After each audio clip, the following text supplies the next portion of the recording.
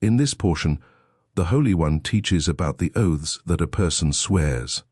The one who does not keep his oaths commits the greatest sin among all the sins. When a person is always angry, he always comes to swearing. Afterwards, he has regret. Therefore, the Holy One said here, when someone makes a vow and he has regret, he should go before 3 people and say, I have regret. The 3 people should then absolve him of his vow. The Torah wrote, heads of the Israelite tribes 32, near the vows and donations that Israelites brought on the festivals. He wants to teach us that the leaders that are in each generation have the power to force the people to give charity and give donations when they so desire. Our sages explicitly wrote, an injunction to the courts that they should do. A.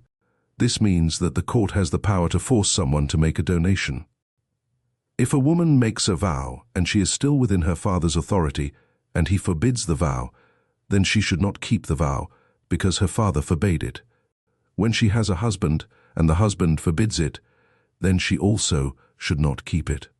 When a woman makes a vow not to eat fruit, or that she will fast, or that she will not adorn herself with beautiful clothes, or she will not go to the bathhouse, or she says, I will not sleep with you, her husband absolves her of these vows and can forbid her. She must put aside all the vows if her husband so wishes. To take an oath is a great sin even if he wants to keep the oath, as we find with Yane the king. He owned 1,000 cities, and they were all destroyed because of a true oath. A person said to his friend, I will go to the city, and he swore on it. He went and fulfilled his oath. Why were all the cities destroyed? Because they always mentioned the name of God needlessly. 22.1. From here we learn that even though they kept their oaths, yet they were punished. How much more so when someone swears falsely? However, when the person makes a vow because he is afraid that the evil inclination will dissuade him, then he may swear to keep it, expecting that he wants to overcome the evil inclination. If the person is a glutton and a drunkard, and he makes a vow that he will not eat meat or drink any wine, he is a good man. The Torah told us to make such vows, as the verse says, I have firmly sworn to keep your just rules. Psalms 19:10. This means David said, I have sworn to keep the commandments and Torah. Avenge. The Holy One said to Moses, take revenge on the Midianites and then you will die. The Holy One said, I keep my oath that I swore that Moses should not come into the land of Israel. Therefore, take revenge on the Midianites first. The Holy One said, when a person swears and he has regret, he is absolved. But I have no regret, and you, Moses, must die. Therefore, the Holy One wrote about the vows and oaths of people, and afterwards God said to Moses, you must die. Nobody can absolve the vow since I have no regret. The Lord's vengeance. 31:3. Moses said to the Holy One, Lord of the universe, if we had been uncircumcised, or we would have worshipped foreign gods, the nations would not hate us, but they hate us because of the Torah.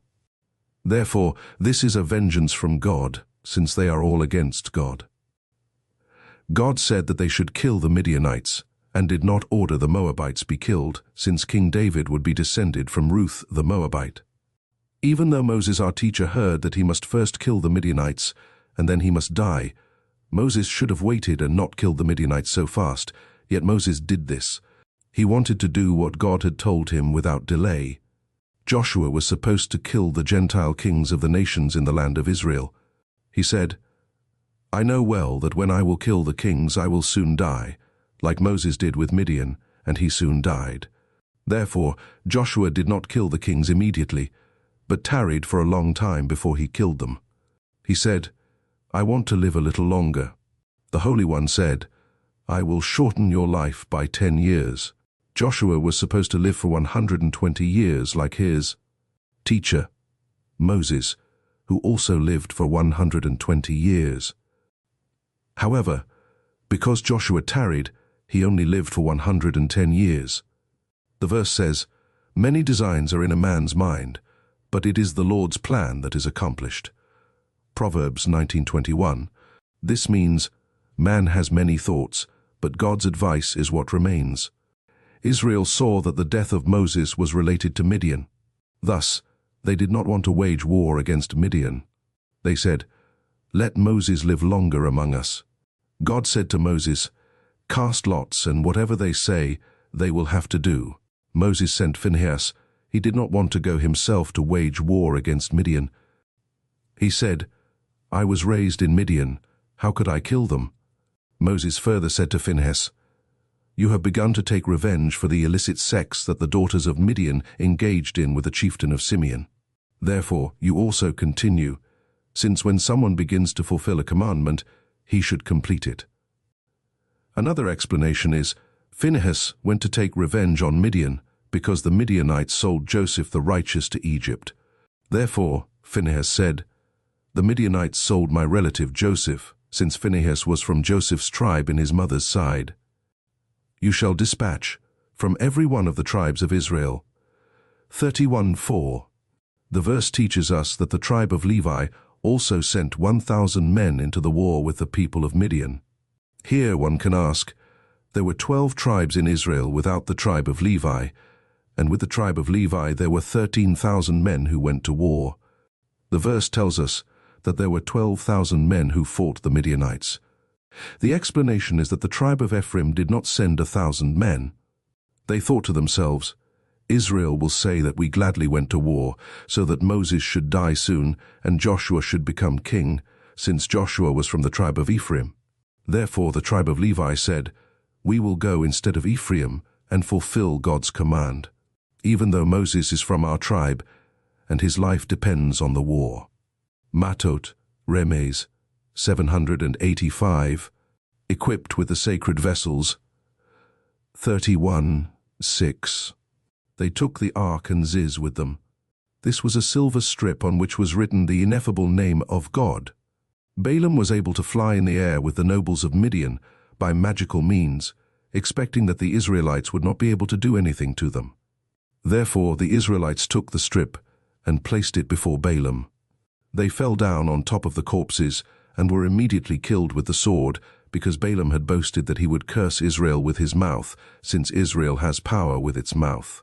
Thus Israel said, "You, Balaam, are taking on something that is our thing, since our blessing is the voice of Jacob." Genesis 7:22.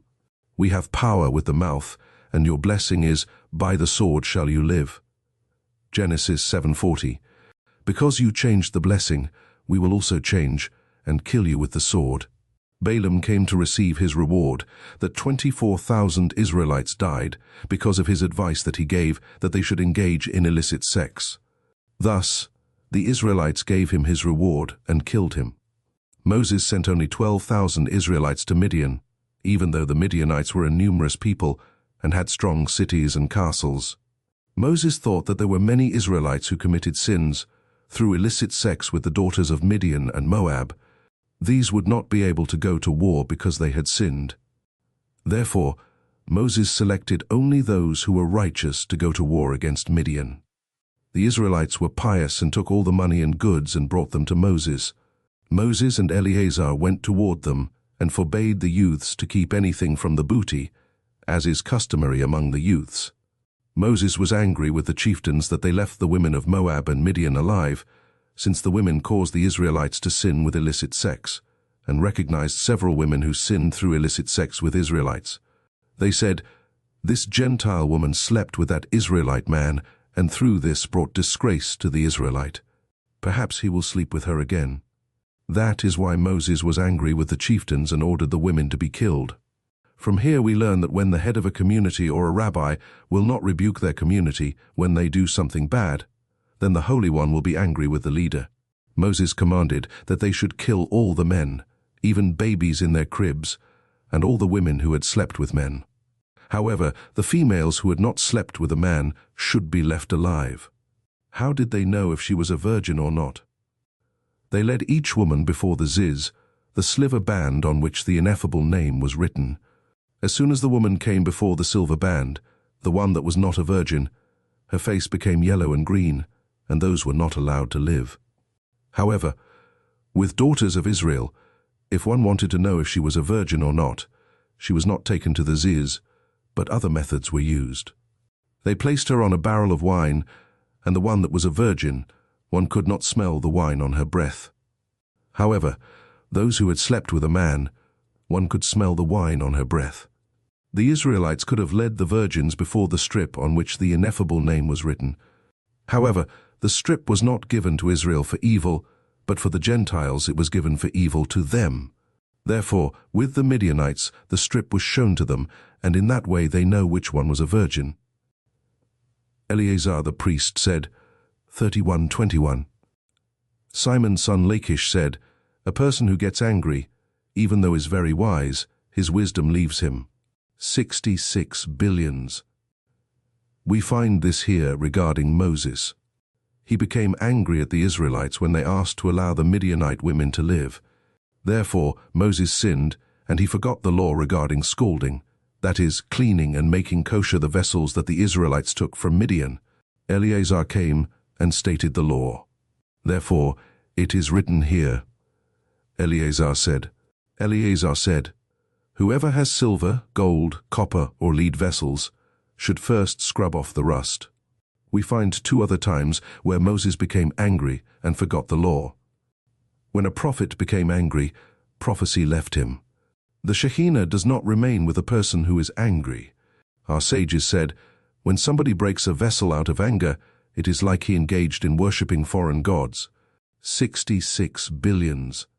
One can ask, why did the Holy One not tell them to make kosher the vessels of Sihon and Og, as he did with Midian? The explanation is that the war with Sihon and Og was in a part of the land of Israel, since the land of Sihon and Og was apportioned to the children of Gad and Reuben. Since it was a part of the land of Israel, the Israelites were allowed to use their vessels without immersion and making them kosher. Our sages said that even slabs of bacon were permitted to the Israelites, since the Holy One had said to give Israel houses in the land of Canaan full of goods. However, the land of Midian was not part of the land of Israel. Therefore the vessels were forbidden to be used and had to be made kosher, since they were only told to take revenge and not to take their land. Take an inventory. 31:26. The Holy One ordered them to count the people, animals, gold and silver, the garments, and ordered that everything be divided.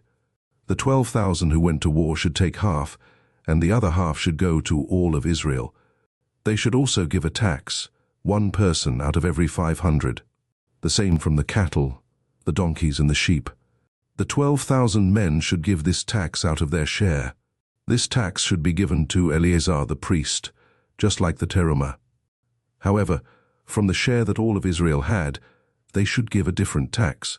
They should take from 50 people, 1 person, and similarly from cattle, donkeys, and from sheep. The tax should be given to the Levites who guard the tabernacle. Moses and Eleazar the priest accepted. 31:51. Moses and Eleazar divided it in this way. One can ask, why did Moses and Eleazar divide it alone and did not have the chieftains join them? The Holy One had commanded that the chieftains should also be present. However, the explanation is that this is what the Holy One said to Eleazar and Moses: you should not divide it alone without the chieftains, so that the people should not suspect that Eleazar is taking more than his share. However, the chieftains said, heaven forbid that we should suspect Eleazar. We will not go there, since he is trustworthy. That half share, 31:36. Half the sheep was 337,500. Cattle were 36,000. There were 30,500 donkeys. There were 16,000 people, and this all was 1/2. The other half was the same amount. Here one asks a question. What is the Torah telling us about how many there were?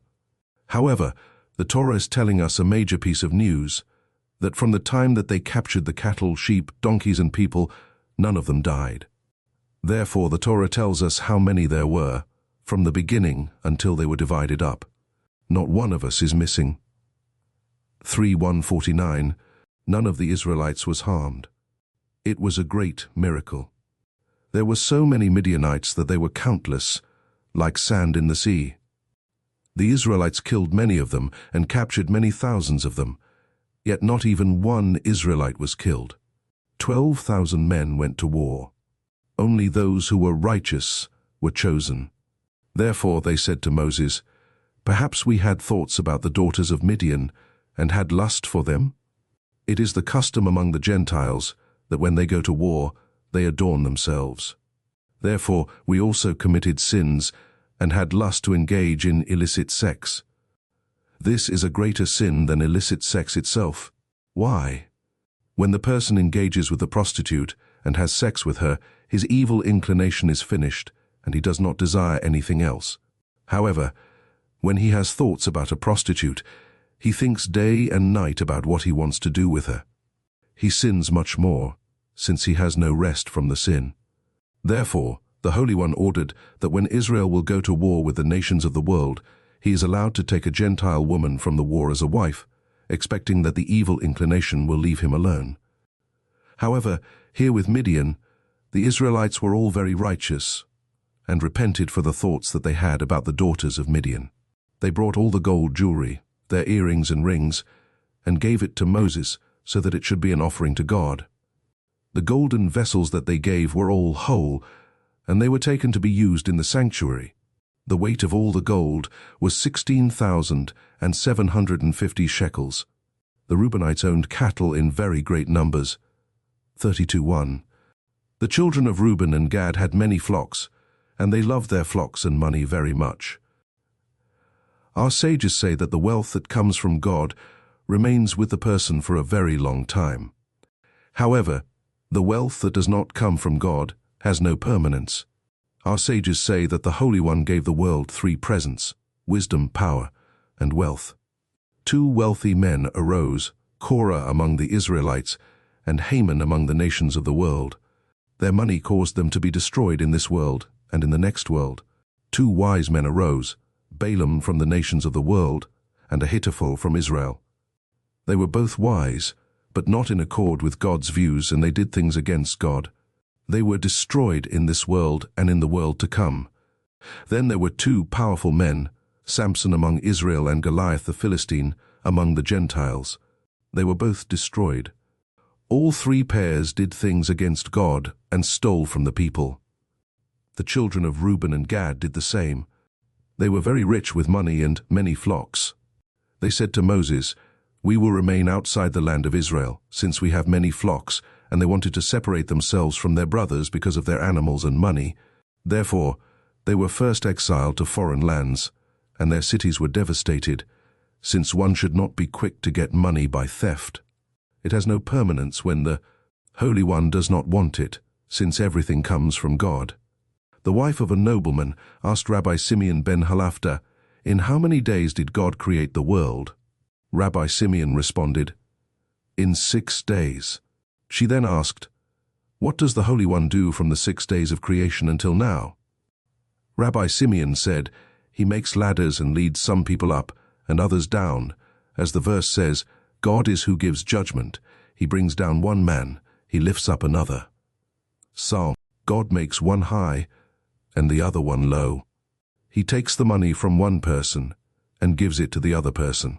So did the children of Gad and the children of Reuben. They loved their animals more than their own lives. Therefore, they were punished with exile more than the rest of Israel. Moses was angry with the children of Gad and the children of Reuben.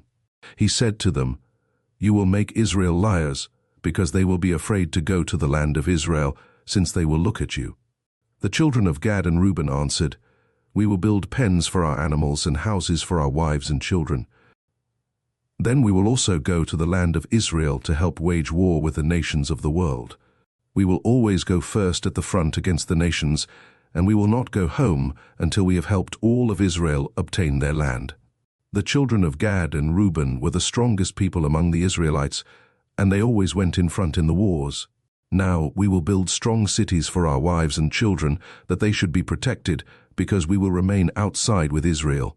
The children of Gad and Reuben had good deeds, and they relied on the commandments of the Holy One who would help them.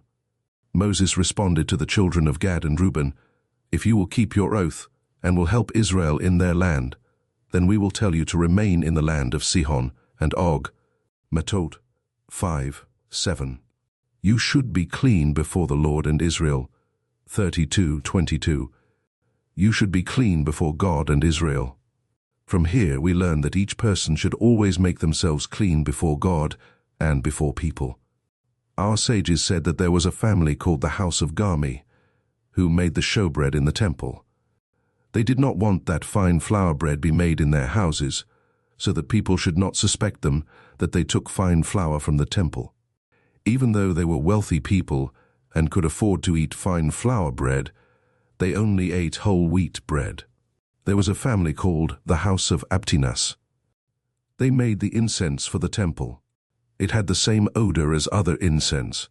They did not want that any bride from their family should be perfumed. Even though it is the custom that every bride is perfumed, in their family no bride was perfumed with incense, so that nobody should suspect that they took the perfume from the incense. 38a. They built Dibon and Ataroth. 2:34. They built the cities of Ataroth and Dibon. Our sages say that one should not think that one word in the Torah was written without purpose, heaven forbid, even the names of the cities, Ataroth and Dibon. They said that each Jew is responsible to read the weekly portion every week. What does this mean? First, he should read the portion himself. Then, he should read the Targum on that portion. The second time, he should read it with the cantor in the synagogue. The sages said that one is even responsible to read the Targum of Ataroth and Dibon when this is found in the portion. 8ab.